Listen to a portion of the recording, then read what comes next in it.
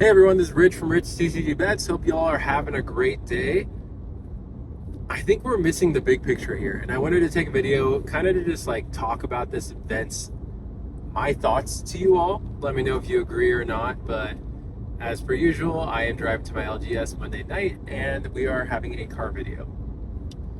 So, I want to let you know what my two main focuses are right now as far as collecting and investing goes. So the first one will take about a minute to explain, and then the next one's gonna be the rest of the video. So as far as collecting goes, my goal is to master set Wilds Unknown. I have 9 cold foils left, 9 enchanteds left, and then the 2 iconics. So I'm pretty much there. So wherever I can, I'm trying to buy an enchanted here or there, but really the main focus for me right now is I've been monitoring the Buzz iconic and seeing it continue to drop and drop and drop in price. So I want to be able to get that set in stone and then be able to get everything else because they're just going to be nowhere near it at that price. So that's my collection goal. My investing goal, on the other hand, is from this point on, I want to get as much first chapter as I can. That's kind of what my main focus for the rest of 2026 is going to be. What are we at? 5 more months left, basically, at this point, 5 full months. I want to get as much first chapter as I can because I think this is the product that is probably most overlooked, especially in this kind of like run situation we are with Lorcana in the market. And I just want to make sure that I have a pretty good like footing as far as my investment portfolio goes into the first chapter. So I currently own a loose booster box. I own a booster box case. I own 4 of those like Costco portfolios that come with 6 booster packs of the first chapter. So you look at that and you're like, okay, like that's a pretty decent hold. Like I'm pretty happy with what I have, but going forward, like I want more, and I want to explain why that's the case.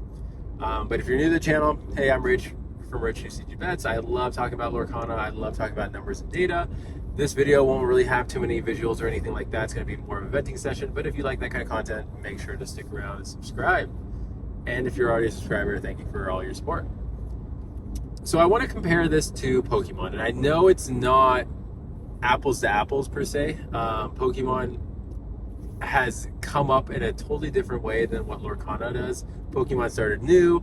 Lorcana is basing off of 100 years of what Disney has been able to put together with their movies and IPs. So totally different situation, but they're both trading card games that are popular. The base set for Pokemon came out 30 years ago, and it was a worldwide phenomenon. Everyone wanted it. There was so much hype around trying to get booster boxes that they were selling out like crazy. And so the Pokemon company wanted to make sure, hey, this is our first set. We want to get as many players as possible. We are going to just print this to the ground. And that's kind of what they did, to the point where a lot of stores were kind of stuck holding base set, which is absolutely crazy to say. If you know anything about Pokemon, base set is so expensive right now. It's like $600 to $700 for a pack. It's crazy. That's more than a booster box of the first chapter. But they started fire selling these to the point where, like, for the first 10 years of Pokemon base set's life, you could buy a booster box of it for $100 or less. Which, again, I wish I had gotten one. You know, I bet we all wish that. There's a lot of things that we wish in life, but it's absolutely crazy to see heads going from $100 to $40,000 in the span of basically like 2008 to 2026. So almost like another 20 years. But when we look at the base set, the pull rates were easy. Like, pulling a Charizard wasn't super hard. Yes, it had the original 151 Pokemon, but it also didn't have great artwork. You know, it was just like the Pokemon art and then a generic background, like a blurred background for the holographics, or like a very generic like ocean background for like a water type Pokemon or something like that. You know, nothing too spectacular with the cards. And I compare that to the first chapter because, one, that was a set that's been printed the most in all of Lorcana. For a similar reason, it's the base set. You know, they want to get it to as many people as possible. They want to make sure people have the opportunity to get those cards so that they could play the game. And two, like the prices just went too high. They were like, hey, we want to focus on the player base. Ravensburger came out and said that, like, hey, we want to focus on the player base, and so we're going to be printing more. And they just kept printing more and more, and you were able to get it again and again and again and again. And every time you thought it was done and the prices go up, more came out, whether through raffle or just at events and stuff like that. And it brought the price down to, I want to say $200, maybe even below $200. But when I look at the first chapter, I see similar, like, yeah, the art's great. The art is way better now in Attack of the Vines, Wilds Unknown, Fabled than it was in the first chapter. The pull rates are actually better. And then you're able to get a lot more with the booster box than just like than Enchanted. There's now epics, there are iconics. And so similar to Pokemon, it's evolved over time. So why do I tell you this story? It's because I think, and that's where I'm hedging my bet on, I think the first chapter is going to follow a similar trajectory as far as it brought in a lot of players. It's what kickstarted Lorcana. It has some pretty amazing characters. Like, you think base set obviously is Charizard, Blastoise, Venusaur, maybe Pidgeot, I don't know. If you want to throw them in there. There was a Pikachu card, you know? First chapter has Elsa. It's got Maui, which is really cool. It's got Aladdin. It's got Stitch. You know what? It's got Mickey Mouse. I think 2 Mickey Mouse cards. It's got some of the best performing IPs in all of Disney just in their base set. And so the amount of cards that were released, yeah, there's more Enchanted to the first chapter than there are of Shimmering Skies or Reign of Jafar, you know? But these Enchanteds were amazing IPs and are going to have that nostalgia. And I want to talk about nostalgia too, because with Pokemon, obviously, the reason the base set prices are what they are today is because so many people opened up these cards and so many people had them as part of their childhood, and they grew up and they had money and they wanted to buy these cards. I don't think we're going to see a super similar trajectory with Lorcana, just because it was kind of expensive to begin with, $6 a pack, and there's no like show or video game to go along with it. But I think a lot of people get confused with the nostalgia of like, I opened these packs and so like I had this nostalgia, and I don't think that's true. You see today in the Pokemon world, there's so many people that want those Gen 1 Pokemon, the first 151 Pokemon, that were probably babies, little kids, or not even born when base set came out. So many channels out there right now of people in their 20s, of people at events, people vending like in their 20s, like they weren't alive when the game came out. Like, why do they have nostalgia for those original Pokemon? It's because nostalgia is contagious. They see their favorite content creators, their favorite streamers talking about those sets, opening those sets, talking about the value of those sets. And that's what gets more and more people wanting to open base set and wanting to like the 151 Pokemon.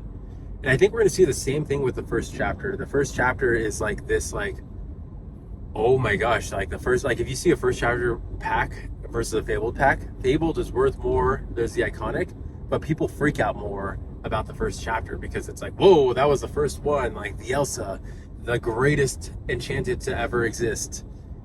You know, like people love that, and that nostalgia is going to carry over. Like me personally, I have opened 5, if that, first chapter booster packs, but like that nostalgia weighs on me, you know? Like I want that Elsa. I see Digital Ink talking about how he's pulled that Elsa card and how that was amazing, or you see a bunch of other content creators talk about their experiences with the first chapter, and that's just going to carry on for generations and generations and generations.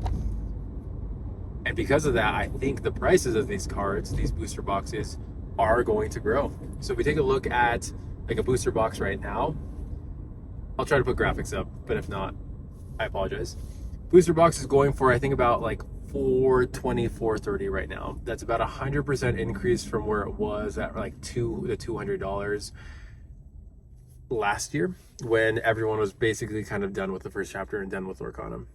Cases are following a similar trajectory of a case was probably around $1,400-$1,500 a year ago. It's now you could buy one for $2,000. I think the market's slightly higher, but you could buy one for $2,000 now. And again, you're going to have a bit of a premium with the sealed case because you know that the boxes aren't tampered with, or that there is a better potential for a hit if you are to open 4 of those versus 4 loose booster boxes from 4 different people. So it's always going to have a case premium. The Trove itself, that one hasn't grown a lot, which to me is like ding, ding, ding, ding, ding, like buy the first chapter Trove right now, because so many things in Lorcana have ran up. Why has this not ran up at all? You know, like it makes me want to buy one for sure. But I just really think this set, like I think Lorcana is going to be around for like 10 years from now. Like people are still going to be playing and talking about Lorcana. More and more people are going to be in it. There's going to be more and more Disney movies. That's the thing. There's going to be more and more Disney movies made, whether they be sequels or new IPs, which are going to make it way easier to just create more and more cards and have the nostalgia that way of like, oh, I loved that movie as a kid, or my child loves that movie, so like I want that card. We have a Coco set coming out, and Coco is a relatively newer movie. But like for me, like I absolutely love that movie. It's one of my all-time favorite movies in all of Disney. Like it just hit me so hard that like I want that card so badly. You know, if it comes out as an enchanted or an iconic, like I want it. And there's gonna be people like that where what's like the most recent newer IP that's come out, like Hopper. I haven't seen the movie, but there's gonna be people that have seen the movie, that love the movie, that when they start coming out with cards for that set are going to want that card. And it's going to be a pretty quick turnaround, assuming Lorcana prints that IP quickly, that like people are going to be like, hey, I just saw that movie a year or two ago, I love it, I want it. Zootopia is another great example of a newer IP that people just absolutely love and adore. You know, it's not always these old like Beauty and the Beast, Aladdin, Lion King type movies. It can be brand new ones as well too. And the first chapter at the end of the day is going to be just that very first Lorcana set that like anyone that comes into the hobby is going to look back and be like, well, what was the original set? What were some of the original Enchanteds? And once they see that Elsa and they see the price for it, they're going to be like, I want that too. Like I want to be able to have a part of Lorcana history, to be able to have that card as well too in my collection or in my investment portfolio. It is hot. It has been almost 100 degrees every day last week anyways. But yeah, so for me, what do I want to focus on with the first chapter? I don't have the budget to buy cases, unfortunately. Like I said, I want to buy the Buzz Iconic. I would probably buy a first chapter case before I buy Buzz Iconic, because that is cheaper right now, and sealed is always a better hold. I think it grows a lot faster than singles, but especially because Wilds Unknown is like hyper modern. That's the last set that just came out. The first chapter came out 3 years ago. It's out of print. You know, we're going to see less and less of that entering the market, where Wilds Unknown can get reprinted. We might see more and more iconics. Who actually knows if we'll get reprinted or not? That's where I want to focus on. I'd love to buy another case, and I'd love to buy 2 or 3 booster boxes, because at the end of the day, like I do think these will grow. Let's say a booster box gets to $1,000, which is crazy to think. It's like far off. It's like $430 right now, but like MSRP is at $140 and it's already tripled in price. So like, why not double again and you're almost at $1,000? You know, it's kind of crazy. But I just think if I could have a few loose booster boxes, that can allow me to be able to pool, like if I want to go on a fun trip, or if there's an iconic card or enchanted card that I want, I could sell a first chapter box, get what I want, and still have a lot of first chapter. I think like they're a lot more liquid just because they're a lot more affordable than having to spend a ton of money for a case, because if a box is $1,000, a case is going to be $5,000. There's going to be quite a bit of a premium on there, and it comes with 4 boxes, you know? So that's what my goal is. Try to get another case, try to get 2 or 3 more loose booster boxes. I'd love to have a Trove. My biggest issue right now is just storage. I would hate to buy a Trove and dent it, or like get it a couple scratches on it. And so like I'm personally just concerned and worried about that. So that's why I probably won't buy a Trove, but I do think it's at a great price right now, and I do think it's a good buy. But that's all I got for you. Thank you for listening to my thoughts. Let me know, am I crazy? Am I dumb wanting to concentrate on the first chapter? And it just kind of echoing what I said with Wilds Unknown, like sets 9 through 13 right now, Fabled, Whispers, Winterspell, Wilds Unknown, Attack of the Vine, those can be reprinted again. Like they can make an announcement tomorrow that they're going to reprint. The first chapter is the only set in all of Lorcana where Ravensburger said, hey, we will no longer be printing booster boxes for this set. They could go and reprint Rise of the Floodborn tomorrow, like that's not out of the question. But the first chapter for sure is not getting reprinted. So whatever we have out there right now is what we get. Outside of they had 1,000 booster boxes somewhere in a storage and lost it, and they find it 2 years from now or something, like that happens. But I just think that is the most real buy. Do I expect hyper growth like 100% in a year or two from now? Absolutely not. But 5 or 10 years from now, do I expect this to be a $1,000 booster box? I clearly am putting my money on the line, and will be betting on that to happen and that to be true. So anyways, that's all I got for you. I'm also at the store. Hopefully I can go 3-0 tonight and maybe get another enchanted. Fingers crossed, but probably not. So anyways, I'll talk to you all in the next video. Have a great day. Take care.